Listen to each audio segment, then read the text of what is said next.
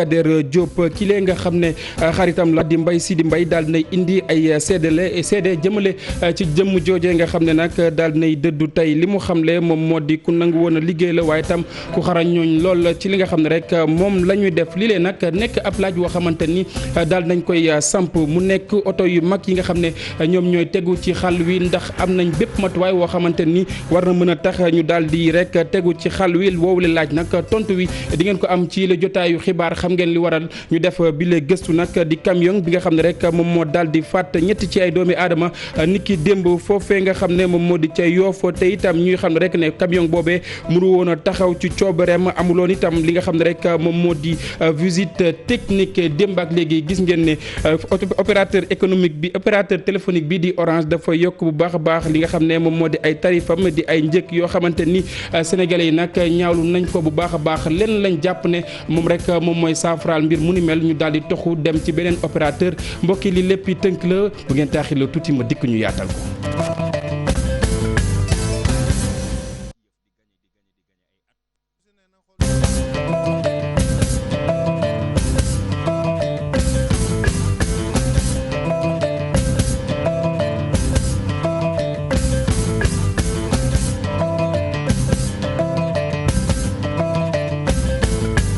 salaamaaleykum mbokki téléspectateurs yu télévision Futur Média ñu nuyuwaat leen ci gën gi nuyu rafetlu ànd bi ak télévision Futur Média xibaar yi dañ ko door ci jëye yi nga xam ne rek moom moo xew sa Ziguinchor nag ab góor woo xamante ni moom lañu fekk mu daal di faatu am ci lu tollook juróom benn fukki at nag moom moo meme ab buum rek moom moo dox ci diggante li nga xam ne moom moo di baat bi ak itam benn garab nag jamono yi nag gendarmerie daal nay ubbi ab l'enquête fii ak boobu daañu xam ndax dafa xaru wala bokk dañ ko daal di faat moom Boubacar Badji nag amoon ab soxna ak ci lu tollook juróom-ñetti bant moom moomee nag amoon ab feebar bu yàgg lool boo xamante ni mu ngi doon fàcc muy të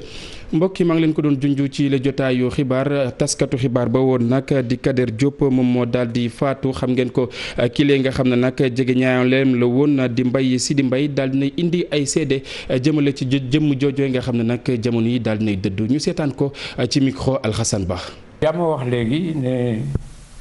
que Kader Diop dafa génn àddina journaliste la woon bu mag nit ku. ay moroomam waroon naw la parce que dafa amoon fayda ci li muy def et puis am jabar bu ko dimbale ci loolu parce que Fat Camara moom it génn na àddina yal na ko yàlla yërëm moom itam ku dimbale woon jëkkëram la jigéen bu baax bu yaatu kon nag combat yi ñu mëne woon yépp te mu egsi ba fii ndax ñun tam comme ni ma doon wax rek xale yi ñoo jël suñu relève ba nga xam ne waxuñu ne profession bi ñàkk na kilifa. C'est vrai que ñun dem nañu bokkatuñ ci enfin bokkatuñ ci si mais je veux dire yoruñu leng yi. waaw mais lu ci xew ñu réagir. Absolument. waaw. moom sax ni mu daan réagir moo gën a dur man ni may réagir parce que moom dafa xawoon mel ni allemand donc yal na ko yàlla yërëm ndax xeex na ci journaliste yi wax dëgg yàlla waaw yal na ko yàlla xaaree àjjana. amin yaa rabbi si samay kàddu groupe Futur Média di ko jàll ak njabootam daañu wax ci beneen ab jéew woo xamante ni am na niki démb li la itam tax ñu daal di samp ab laaj mu di ndaamaar yu mag yi nga xam ne ñoom ñooy daw ci xal wi ndax dajale nañ bépp matuwaay woo xamante nii rek war nañ mën cee tegu ab laaj la woo xamante ni ñu daal di koy samp bokk na ci li ko waral camion bi nga xam ne niki démb moom rek moom moo daal di faat ñett ci ay doomi aadama boobu le camion nag ñuy xamal ne amul woon ay frein maanaam du taxaw ci li nga xam ne rek moom moo di coobareem visite technique yi itam amu ko woon ñu teelu reportage bu Alxasan Ba. bruit yi ni mel ak ambiance bi nga xamante ni nag moom lañ fi fekk daanaka moom moo fi amee bés bu ne fii nga xamante ni ay camion ñoo fi nekk yenn yi di yóbbu suuf yeneen yi grava yeneen yi itam ay xeer ñëw nañu jéem a jege ñenn ñi nga xamante ni nag ñoo fi xëyee ay boroomi camion wala ay responsable ngir jot xabaar ci qualité technique oto yi fi nekk wante jafe na ci ñun gis ki nga xamante ni nag mën nañu toog waxtaan ak moom jot xabaar yooyu nee nañ ñu kilifa yi newuñu fi yu ëpp nag ci camion yi fi nekk boo xoolee màgget nañu te yenn yi sax ay berlier lañ leen di wax mooy maanaam marque bi méngoo ak bi nga xamante ni nee nañ démb moom moo faat ñetti doomi aadama ca Yoff gannaaw xabaar yi ñu mujjee jot ci centre de contrôle technique woto boobu mu ngi doon circuler sans visite technique mooy maanaam fukki fan ak ñeent ci wérub janvier bi ñu génn dañ ko dàqoon ci centre bi ngir mu ñëwaat def contre visite ginnaaw ñetteel bi yoon ci même weer bi ñëwoon na amee défaut de freinage ñu naan nag ne dem defari ko wante nag delluwaatu fa ngir ñu fexe nag ba xoolaat ko mu mën a am lii di visite technique bi. berlier bi ñu immatriculé DK 52 27 mu ngi dugg ci circulation ñeenti fan ci weerub janvier atum 1979 fii ci Sénégal bi muy mujjee am lii di visite technique fukki fan ak juróom-ñett ci weerub décembre atum 2018 yenn si ay sénégalais yi nga xamante ni jot nañ daje ak ñoom seen i sàkkuteef mooy ñu jëlee camion yu màgget yëpp ci circulation bi. camion yu màgget yi dañ ko fi war a jëlee parce que dañ fee yàgg aussi accident yi bëri na trop te tamit vraiment suñu sañoon ñuy daw guddi gi ñu ñuy bàyyi ci jàmm bëccëg bi. tamit ñu boole ci yar ñu xool oto ñi baaxul ñu yëpp ñu dindi leen. nguuru Sénégal tàmbali woon na renouveler parc gros porteurs yi objectif bu mu ci fixé wu mooy bu ñuy dem ba mu jeex nag mooy ñuy fexe ba yeesalaat lu toll ci 3,000 camion. Alassane Ba ki nga xam ne moom moo doon dawal woowule camion nag jamono yi may wax ak yéen nag mi ngi ci gendarmerie bu Foire ni ki ëllëg ku moywul daañ ko rek déféré ca parquet ñu wax ci mbas mi góor goo xamante ni daal na koy faat foofee nga xam ne moom moo di ca diwaan bu Kaffrine kile nag amoon ci lu tollook juróom benn fukki at ñi nga xam ne ñoom ñoo ŋànk lépp lu soxal wàllu kër docteur di sàkku ci askan wax ñu gën a saytu bu baax a baax gën a farlu itam ci Willem Bass lépp loo xamante ni dadu ay matuwaay ñu daal di koy jël ñu teewlu tënk lu Amar Ndiaye. ba mbas mi tàmbalee ba léegi ba tersi ci diwaanu Kaffrine mi ngi doog a am kenn ko xam ne fi la dëkk ñàkk bakkanam mu di ab góor bu ay atam leeroog juróom benn fukk gannaaw bi mu nekkee ci këram ñu doon saamu wér-gi-yaramam foofu la ñàkkee bakkanam fi mu toll ni nag fii ci Kaffrine fukk ak ñeenti malade yi nga xam ne ñi ngi nekkoon ci hôpital bu Kaffrine bi ñu doon traité malade yi fukk wér nañ ci ba delluwaat seeni kër ñi ca des nag ñu ngi sàmm seen wàllu wér-gi-yaram ci loolu sax moo waral kilifa yi ngànk wàllu mbas mi ci diwaanu Kaffrine di sàkku ci askan wi ñu sàmmanteeg solo masque bi moo tax sax jamono ji police bi nga xam ne commissaire Balde moo ko jiite fii ci diwaanu Kaffrine di wàcc ci terrain bi bis bu ne ngir saytu wàll wu ni mel. mbas mi ak tolluwaayam fii ci réew bu Sénégal jàpp leen itam benn doomi aadama daal nay toftalu ci lim bi nga xam ne ñoom ñoo ci jot ñàkk seen bakken téeméer ak ñeent fukk ak juróom ci ay cas positif la ñu am téeméer ak fukk ak juróom-ñeent nag ci ñoom di ay cas contact ñaar fukk ak juróom benn cas communautaire la ñu am di ay doomi aadama yoo xamante ni am nañu mbas mi te xamuñu rek fan la ñu ko jëlee juróom benn fukk ak ñaar ci aju tawat nag jamono yi daañu ñibbi fa nga xam ne rek moom moo di seen ak makkaan saytu nañ leen ba itam rek ñu daal di wér. bés bi nga xam ne moom lañ jagleel lépp lu soxal wàllu màng ci àdduna wërngal këpp fii ci réew bu Sénégal nag mu mel ni mbas mi am na ci yenn ci ay gàllankoor yoo xamante ni rek daal dina koy def rawatina li nga xam ne rek moom moo di ndox mi nga xam ne rek dañ koy jëfandikoo ngir rek daal di amal lu ni mel jëwriñ ji nga xam ne moom lañ dénk wàllu mbay mi daal dinay teewee boobule bés ñu teewlu Ousseynou Thiam ak Ahmadou Bamba Samb ñoom itam daal dinañuy fekkee bés boobu nga xam ne jagleel nañ ko wàllu màng. lii di centre Feltiplex bu Noflaay di village bu nekk ci lii di commune bu Sangalkam moom moo dalloo bëccëg gi ñu jagleel wàllu mango ñii di organisation professionnelle du secteur boobu xam ne nag dañoo mucc ñu benn yoon ci mbas mi nga xam ne nii mi ngi lëmbee àdduna waaye tamit yeneen jafe-jafe rek jëm ci wàllu ñàkk ndox waaye tamit ni kër yi di dox di wutali lii di seen i tool. li ñuy wax nii moom am na importance ci ñun mbas mi moom am na ci importance parce que tool yi bi mbas mi egsee dañu waroon dem. di ko toppatoo mënuñu woon dem donc am na lu bëri loo xam ne dañ ko perte ci diggante bi tax ma ne leen nit mën na am dëkkuwaay am na importance nit ñi dañu war a dëkk mais mënoo dëkk te doo am garab mënoo dëkk te doo lekk mënoo dëkk te aussi duñ liggéey. jëm ci wàllu ndox mi. yii ndox mi moom beneen affaire la ndox mi ñun laajuñu lac de Guiers lac de Guiers xam na ne c'est de l'eau potable dañ ko war a naan mais réew mi fii Berthilane dafa am 8 forages ñaar kese moo ciy daw. nga dem Caaroy mu am 10 forages tey ñuy jël ndox mi surplus ndox mi di ko sotti ci géej gi yonuwul maanaam mën nañ am 15000 mètres cubes jour Caaroy am 15000 mètres cubes jour Berthilane conduite yi la ñu war a yokk xool nan lañ ñuy jàppale pour ñu liggéey parce que mënuñu dem ci dëkk jàmbur di fa liggéey zone boo gis rek am na borom te ñooñu ñoo ngi fay liggéey. ca wàllam jëwriñ ji ñu dénk wàllu mbay ak développement rural xam le nag dina àggee njàmbatu yooyu acteur lii di gouvernement am professeur Moussa Baldé ne dinañ taxaw ci nu mu gën a gaawee nag ci relance économique bu lii di secteur horticole. Cette année, par exemple, malgré le contexte difficile avec la pandémie, nous avons reçu nos fonds de dotation et de concours plus tôt que n'importe quelle année depuis que moi je suis président du conseil départemental. Et je dois dire à Madame Hachène, qui est votre avocate, qui a parlé des contraintes comme l'eau, que nous allons, Monsieur le ministre et moi-même, porter ce plaidoyer au niveau de notre collègue en charge de l'eau, mais aussi au niveau du conseil des ministres. Naatangoom ministre doon maire bu Sangalkam tamit xam le ne kii di njiitu réew mi réglé na nag jafe-jafe yooyu nga xam ne nii moom moo jëm ci kër yi wutali lii di tool yi jaarale ko nag ci ay programme am de développement territorial.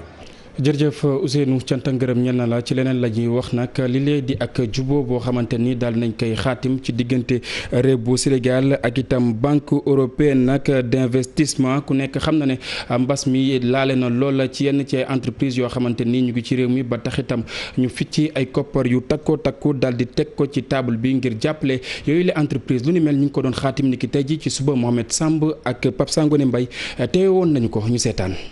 nguuru Sénégal mel ni ku taxaw rek ngir dimbali li nga xamante ni si moo di gafaga ak réew mi ci loolu banque européenne d'investissement génn na xaalis bu toll ci 49 milliards de francs CFA yoo xamante ni si dafay gën a yaxanal entreprise yi fi nekk loole nag ñëw dooleeku ci li nga xamante ni si jotoon nañ ko def ci cadre programme de résilience économique et sociale te tolloon ci fukk ak juróomi milliards. La maturité c'est sur 20 ans. li ni mel nag dana dem ci ñaar fukki at yu njëkk yi Sénégal du ci fay benn taux d'intérêt. beneen deuxième fukki at yi ci des nag taux d'intérêt bi dana toll ci téeméer boo jël benn bi te loolu boo xoolee lu am solo la.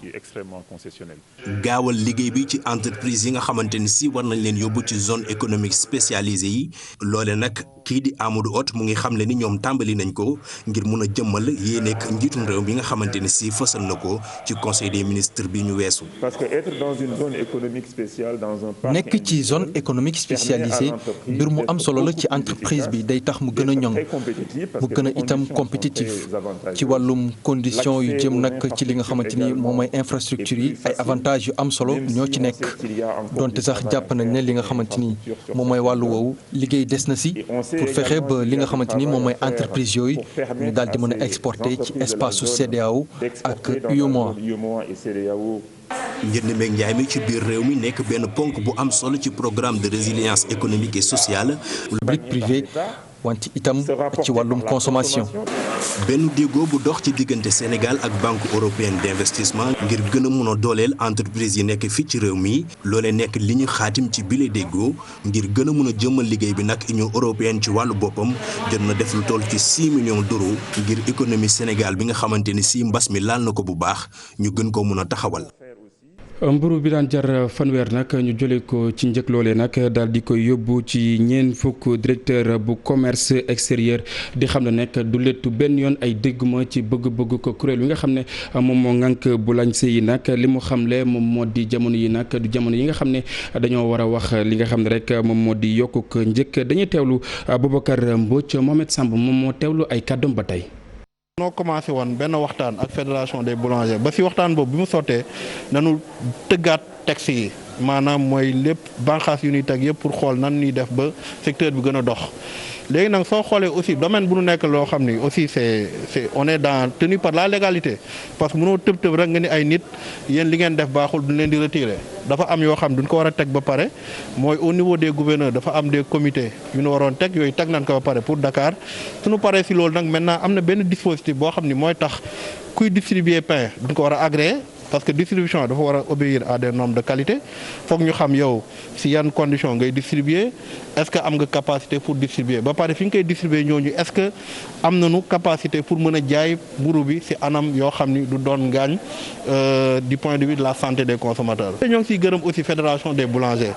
je pense que démb ñoom def nañu seen benn sortie boobu déglu nañ leen mais je pense que dafa fekk gestu bu kii la waxtu bu tajee gestu la parce que fekk na ni ñun suñu bànqaas yëpp teg nañ ko par fay léegi lu fi des mooy déployer action de terrain yi te ñoo ngi si mosuñu si jóg. lu ni mel askan wi gis nañ ko niki démb bi ñu yeewoo nag gis nañ que ne Orange dafa yokk yenn ci ay njëgam lu ni mel nag doon na loo xamante ni ñenn ci Sénégal yi nag ñu ngi koy ñaawlu ba fu ñaawlu yem leen rek lañ xam ne moom mooy saafaraal lu ni mel ñu dem ci beneen opérateur woo xamante ni gafaga ak askan wi dina ci mën a jotee ñu teelu reportage bu Fat Bintou Konté ak Youssou Baro. ñu mere bu baax ki nga xam ne moom moo di opérateur de téléphonie mobile bii di Orange la ko waral moom moo di yokk ga mu yokk li nga xam ne moom moo di tarifam ndax jàpp nañu ne amul benn respect ki seen digganteeg ñoom. moom dafa war sax wàññi affaire yi xam ne nit ñi dañu nekk ci crise voilà parce que booy gagné ci yëf di gagné ay at nga toog benn jamono yàlla indi mbas wala dara nit ñi xaw a nekk ci crise yow yaa war a wàccee. mais ku si ne na xool lu ko arrangé rek ñu def ko kese parce que dëkk bi ci crise la nekk. waaw ku ñu yërëmul ñun nañu yërëm suñu bopp ñun. association bi nga xam ne moom mooy yëngu du jëm ci wàllub TIC mi ngi ñaawlu bu baax li nga xam ne moom mooy yokk boobee ndax jàpp na ni jamono ji ci la ko Sénégal yi gën a soxla. nguurug Sénégal pour que Sénégal yi mën a jot si xarale bu bees ba mu tuddee RT si njëg gu yomb mois de novembre décembre bii passé dafa wàññi jumtukaay bi ëpp solo moom la xam ne moom la opérateur yi di liggéey ñu tuddee ko fréquence nguurug Sénégal ay milliards la perte ngir rek sénégalais yi. mën a jot si xarale bu bees ba di ETS si njëg gu yomb. tey ñii buñ jógee amul lu ñuy def lu di yokk seen tarif mooy que mbébétu gouvernement Sénégal ñoom jàppale wuñ ko si. mu di situation boo xam ne moom jàpp na ni kii nga xam ne moom moo di Ndiaga Gueye faaw nag Sénégalais yi opté ci li nga xam ne moom mooy portabilité. nañu ba nañu wax nañ boycotté mais loolu du solution parce que tout simplement mënoo toog te doo jokkoo mënoo toog te doo communiquer. donc li koy faj rek mooy nga toxu. nañu jàpp ne daal ni depuis démb ba tey askan wi mere nañu loolu ki nga xam ne moom moo di Orange te la ko waral bokk na ci yokk gi mu yokk li nga xam ne moom moo jëm ci wàllum communication. Fat Bintou Konté cant ngërëm ñenn la gis nañ ne jéem nga jokkook ñi nga xam ne ñoom ñoo yor service bu communication bu Orange waaye itam mënoo leen jot ndaam sénégalais yi ñoom ñoo mer ba futtu ñeneen itam ñoo xamante ni fii ci réew mi la ñuy yeewee nag daal di mer ba futtu di nappkat yi nga xam ne ñoom ñoo nekk ca Somone bokk na ci rek li nga xam ne moom lañ bëgg xaatim di ab décret boo xamante ni njiitum réew mi bëgg na ko ci waax yi ba tax itam ñu joxoñ baaraamu tuuma jëwriñ ji nga xam ne moom lañ dénk wàllu alam gi di Abdou Karim Sall ndax jàpp nañ ne lu ni mel bu ñu ko defee nag ñu bëri ci ñi nga xam ne nag dañ di ay borom kër nag daañu dem ci li nga xam ne moom moo di chômage maanaam toog fa nga xam ne moom moo di seen ay makkaan ñu teewlu reportage bu Abdourahmane Diallo ak Mamadou Gueye. nappkat yu dëkkee Somone mer bu futtu lañu def ci jëwriñ bi yor wàllum alam bi di Abdou Karim Sall moom mi ñu jàpp ni moo tax ba njiitu réew mi signé ab décret bi nga xam ne dafa jëm ngir puus géej gi ci seeni commune. décret bi mooy Somone dañ ko war a yóbbu aire marine communautaire aire marine protégée mu jël 5 kilomètres yoo xamante ni dafa laal ci géej gi léegi nag loolu bokkul woon ci li nga xamante ni ñun séntu woon nañ ko ba mu jaaxal ñu lool. aire marine protégée bi ànduñu si tey ànduñu si ëllëg li tax ànduñu si. mooy dafa dëppoowul ak sunu liggéeyukaay dafa di loo xamante ni tey bu ñu xesee ba dugg ci mooy Somone pes dee na fi te loolu nag balaa mu ñu siy fekk ñu jóge si def leneen. nappkat yi di xamle ni dogal bi nguur gi bi mu ko doon jël toogul waxtaan ak ñoom. waaw ki la dimbali u ne léegi dama laa parkal juróomi kilomètre ko dimbaliwu laa ka ndax baa ko doon dimbali daal ñëw ba si moom mu nekk yow dama bëggoon kat dimbali la dama bëggoon lan laa bëgg ma dimbalee la ka nu boobaa nu nekk nun lii la nu bëgg a dimbalee nu ñëpp waaye nag dama laa dimbali rek suba la ma laa parkal juróomi kilomètre ñetti kilomètre fii ak Guéréw juróomi kilomètre fii ak biir géej loolu duñu ko nangu la ma wax. li ni mel sax a tax ñu def ab pétition ci commune bi ñu ëpp ci askan wi jàpp ni décret bi baaxul ci dëkk bi ndax day tax ñu bari seen liggéey yàqu.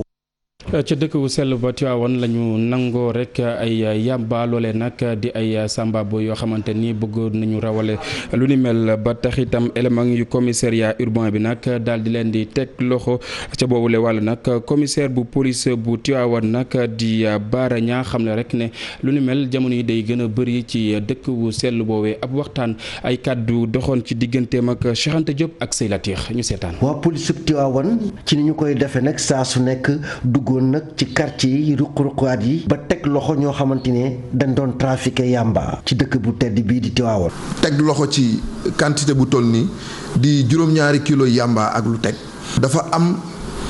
ñoo xamante ni dañuy lëkkaloo ak ñoom ñun également am nañ benn réseau boo xamante ni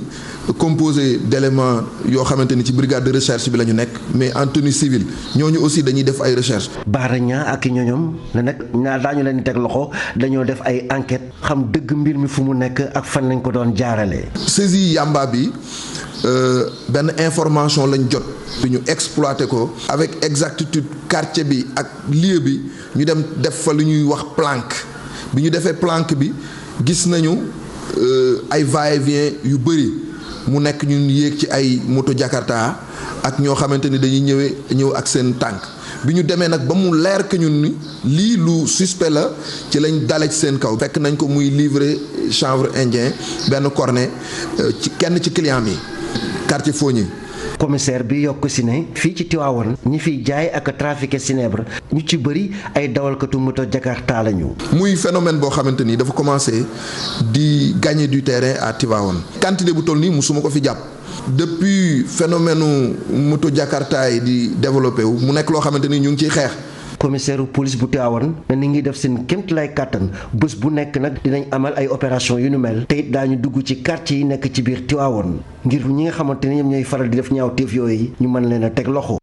Cheikh Anta Diop cant ak ngërëm ñeel na la mbokk yéen itam naka noonu boobule élément moom moo daal di buur yi la jotaayu xibaar dig daje bi léegi lay doon ak Chérif Diop laata loolee itam ma bàyyi leen ngeen